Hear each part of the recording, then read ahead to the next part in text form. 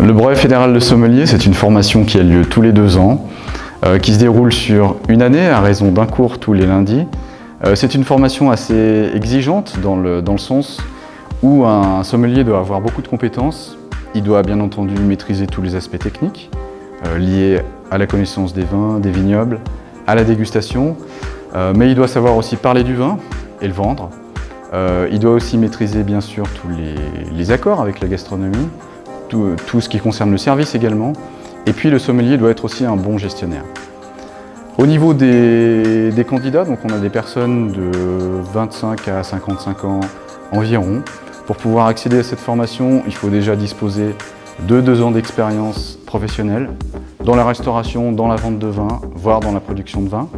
Et il faut un CFC ou un titre équivalent.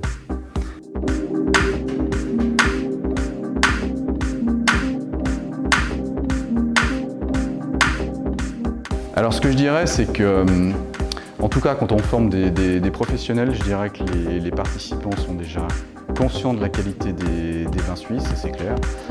Maintenant, ils n'ont pas forcément une connaissance de l'ensemble des vins qu'on produit dans la Suisse, donc ça c'est notre rôle de leur faire découvrir tous ces vins.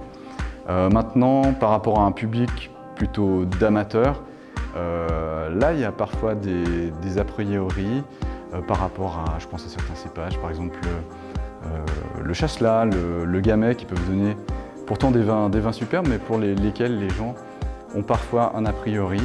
Et pour nous, finalement, la meilleure chose, c'est de faire déguster ces vins à l'aveugle. Et là, il y a souvent des surprises.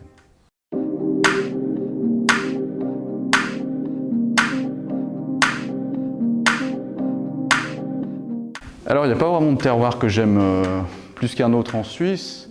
Je dirais que de partout maintenant, il y a des vins intéressants qui sont produits. Moi, ce qui m'intéresse, c'est vraiment la diversité et justement le fait d'avoir des vins qui expriment les caractéristiques de leur terroir. Quelques exemples, sur le canton de Vaud, où se situe l'école, pour moi, il y a clairement le chasselas, qui est quand même le cépage emblématique, qui donne des vins qui sont assez subtils, pas toujours évidents pour les personnes qui commencent à déguster, mais qui ont une grande qualité, c'est que ces vins justement sont souvent très représentatifs des nuances des différents terroirs.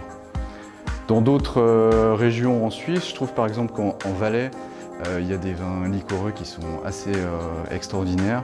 J'aime aussi beaucoup les cépages autochtones comme la petite Arvine, qui peut donner des vins très tendus, très minéraux, qui correspondent bien au goût actuel des consommateurs. Et puis peut-être sur un cépage un peu plus classique, plus répandu dans le monde aussi, j'aime beaucoup le pinot noir.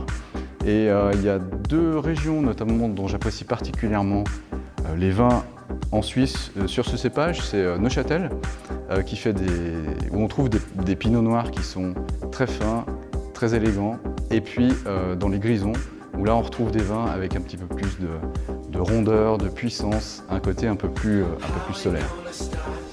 En Suisse, on a la chance d'avoir une formation professionnelle de haut niveau, avec des conditions particulièrement attrayantes pour les candidats. Il faut savoir par exemple que la Confédération finance 50% des frais de formation directement aux candidats.